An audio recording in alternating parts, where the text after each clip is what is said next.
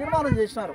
ఆ తీర్మానంలో మన ఇండియా నుంచి మన భారతదేశం చూడగా మన ప్రతినిధులు పోయి సంతకాలు పెట్టారు. మరి అలాంటి పెట్టినప్పుడు ఇప్పుడు ఆదివాసులు, చెంచులు, గిరిజనులు ఎక్కడ జీవిస్తున్నారు, వాళ్ళ పరిస్థితులు ఏంటి, వాళ్ళ జీవన పరిస్థితి ఎట్లుంది, వాళ్ళు ఏం తింటున్నారు అనేది ఎవరు కూడా పరిశీలన చేయడంలే. దానివల్ల ఏమవుతుందంటే మన చెంచులు చాలామంది కూడా 45 సంవత్సరాలు అయిపోయిందంటే అయిపోయాం మన వాళ్ళ కథ. అంటే ఇంకా బ్రతకలేని పరిస్థితి. అంటే కాలు చేయి చుట్టపోవడమో, లేకపోతే అనారోగ్యానికి పాల్గొనడమో, లేకపోతే పనిచేత కాక, తిండి సరిగ్గా లేక, ఉన్న తిండి సరైన తిండి మనకు లేక, ఆరోగ్యాలు సరిగ్గా లేక మనము 45 సంవత్సరాలకే మనం పడిపోతున్నాం. ఇంకా పనిచేయని పరిస్థితి వస్తుంది. అంటే వాస్తవంగా ప్రతి మనిషికి పౌష్టికాహారం అందించాలి. అంటే ఇంత తిండి తినాలా, ఇంత నీళ్లు తాగాలా అనేది ఒక సిస్టమ్ ఉంది. అట్లా బతికిన వాడు ఉన్నోళ్ళు ఉంటారు, కానీ మన వరకు ఏం రానియరు. కానీ మనకు ఆదివాసీ దినోత్సవం ఏం చెప్తుంది, మన చెంచులకు అందరికీ కూడా అలాంటి పౌష్టికాహారం అందించాలా, వాళ్ళు కూడా 100 సంవత్సరాలు బతకాలని చెప్పి ప్రభుత్వాలు మనకు చెప్తాయి. ఎన్నికల్లో కూడా వాగ్దానం ఇస్తుంది, మీకు అన్ని ఇస్తామని చెప్పి. మరి అలాంటి పరిస్థితుల్లో ఏదో ఒక్కటి అమలు కానందువల్ల నక్సల్బరి అంటే కలకత్తా సైడు పశ్చిమ బెంగాల్లో నక్సల్బరి ప్రాంతాలలో ఆదివాసులు, చెంచులు, గిరిజనులు అంతా ఐక్యమై అసలు ఏంటి మీరు మమ్మల్ని పట్టించుకోవడం లేదు, మరి ఒక పక్కనేమో అంతర్జాతీయ ఆదివాసీ దినోత్సవం అని చెప్తున్నారు, మరి మేము బతకడానికి మాకు భూములు కావాలని చెప్పి ఆ రోజు పోరాటం చేశారు. పోరాటం ఆదివాసులకు అంటే భూమి ఇవ్వాలి, ఖచ్చితంగా కుటుంబానికి 5 ఎకరాలు భూమి ఇవ్వాలని చెప్పి వచ్చింది. అలాగే వీళ్ళ సమస్యలు పరిష్కారం కావాలంటే వీళ్ళకి ఒక అధికారి కావాలని చెప్పి నియమించింది. మరి అధికారిని ఒక యంత్రాంగం ఏర్పాటు చేసి, ఆ యంత్రాంగమే ఐటీడీ అంటారు. అంటే మనకంటూ ఒక సపరేట్గా ఒక శాఖ ఉంది, మనకంటూ ఒక మంత్రి ఉన్నాడు, ఒక పదవులు ఉన్నాయి, మరి అధికారులు ఉన్నారు. మరి అలాంటి వాళ్ళు ఏం చేయాలి, మన జీవన పరిస్థితులను దృష్టి పెట్టాలి. అంటే మన కొండల కోనల్లో అడవిలో ఉన్నటువంటి మన దగ్గరికి రావాలి, మన పరిస్థితులు వినాలి. కానీ అలాంటి ఎవరైనా చేస్తారా, ఎవరు రావాలి.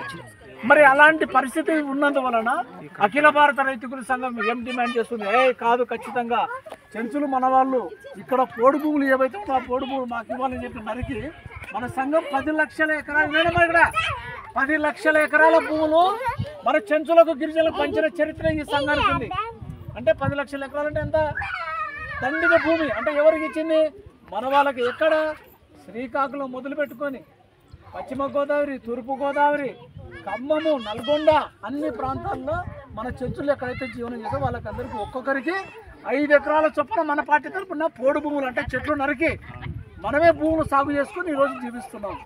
మరి అలాంటి పరిస్థితి ఆ ప్రాంతంలో ఉన్నప్పుడు మనం ఇక్కడ కర్నూలు జిల్లాలో వెలుగోడు, నల్లమల్ల ఫారెస్ట్ పరిధిలో ఉన్నటువంటి చెంచులు మనం కాదా, మనకి ఇవ్వాల్సిన బాధ్యత లేదా అంటే ఉంది. ఆ చట్టాన్ని ఉపయోగించుకొని ఐటీడీఏల ఆదేశాల ప్రకారము మనకు కూడా బినామీ పేర్లు పెడుతుంది.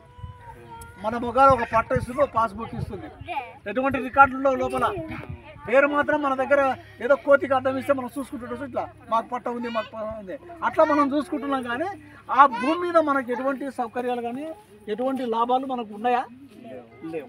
ఎందుకోసము మన భూములను ఎవరు తీసుకుంటున్నాడు అంటే గిరిజన నేతలు, అంటే చెంచులు కాకుండా ఇంకొకరు. ఎందుకంటే మీరు తప్పుగా భావించాకనమ్మా, ఎందుకంటే మన మహిళలతో లింకులు పెట్టుకొని వేరే వాళ్ళు మన మీద పెత్తనం చేయాలి. అంటే దీన్ని మనము అంతమొందించాలంటే ఏం చేయాలా, మనమంతా ఐక్యమత్యం ఉండాలి. మనమేమి గొంతమ్మ కోరికలు కాదు, గవర్నమెంట్ ఏదైతే చెప్పిందో, ప్రభుత్వం ఏదైతే నిర్ణయం చేసిందో దాని ప్రకారం మాకు ఇవ్వండి అని చెప్పి మనం అడగాలి. ఎందుకంటే మనకు వాస్తవంగా మన జీవనం ఎక్కడ ఉండాలా, అడవిలో ఉండాలా, వీర బయట కాదు. అడవులు ఉంటే మనకు ఇప్పుడు నాయకులు చెప్పినట్టు మనకు అన్ని సౌకర్యాలు అలా ఉంటాయి. అడవిలో అడవి తల్లి మనకు తల్లి లాంటివి అక్కడ ఉంటాయి కాబట్టి ఆడనే మనం పెట్టాలి. కానీ అక్కడ ఉండకుండా మమ్మల్ని ఎందుకు బయట తెప్పినామని తెలుసా అంటే అడవిలో ఒక నిక్షేపాలు ఉన్నాయి, అది మనకు తెలియదు. మనము ముట్టికి కోసి కట్టుకొని అన్నీ కూర్చోటం, మన కింద ఉంటుంది మంచి సంపద, అది మనకు తెలియదు. ఎందుకంటే మనం అడవిని ఎప్పుడు పోదాం, అడవిలో ఏముండేది మనకు తెలియదు. కానీ అడవిలో అనేక నిక్షేపాలు ఉన్నాయి. అలాంటి నిక్షేపాలు ఉన్నందువల్ల దాన్ని కార్పొరేట్ సెక్టార్లకు, పెద్ద పెద్ద డబ్బులకు అప్పచెప్పడం కోసము అడవిలో ఉన్నటువంటి మనం అందరినీ కూడా బయటికి పంపిస్తున్నారు. అంటే వాస్తవంగా చెప్పాలంటే ఎన్టీ రామారావు పేరు విన్నారా? మరి ఆయన కూతురు పురంధరేశ్వరి ఉంది తెలుసా, బిడ్డ కూతురు. అంటే ఆమె diamond company, America diamond company, America diamond కంపెనీతో ఒప్పందం చేసుకుంది. ఏం ఒప్పందం చేసుకుంది, అడవిలో జరపడాలా? అడవిలో జరగాలంటే అడవిలో ఎవరు ఉంటారు? అడవిని నమ్ముకున్నటువంటి ఆదివాసులు చర్చలు ఉంటారు. మరి వాళ్ళు ఏమైనా అబ్జెక్షన్ చేస్తారేమో.